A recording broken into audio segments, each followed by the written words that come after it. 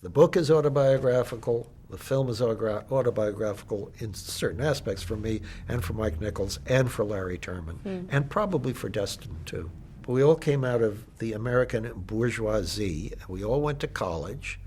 We all wondered what we were going to do next.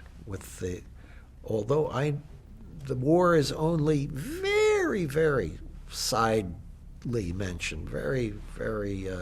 What would that word be that I couldn't find? Very elliptically mentioned. And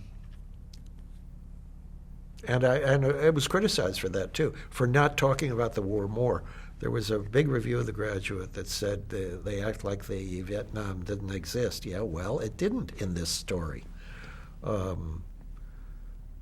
But all of us identified with the sense of alienation of a young man who doesn't really know what he's going to be doing in 5 years and doesn't know what he wants to do in 5 years and doesn't really want to sleep with his parents' friends, but still, as long as they're there. But I'm rambling.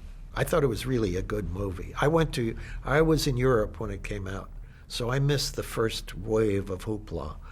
But as in those days, as no longer happens, the movie was still playing when I got back months later. And I went to a theater which was filled, mostly with kids, who already knew half the lines, which I found immensely disturbing.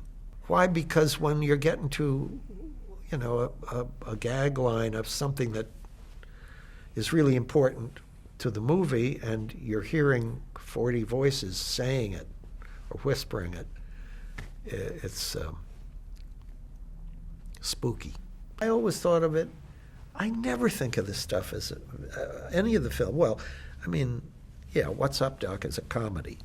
Catch-22 is something else, is a melodrama. I guess it can be called black comedy. God knows everyone called it that. But I don't know. I think of them all as, I guess I don't like the category.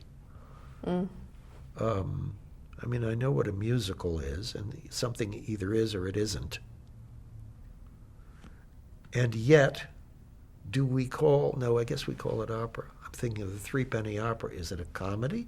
Some people would say it is, but I wouldn't.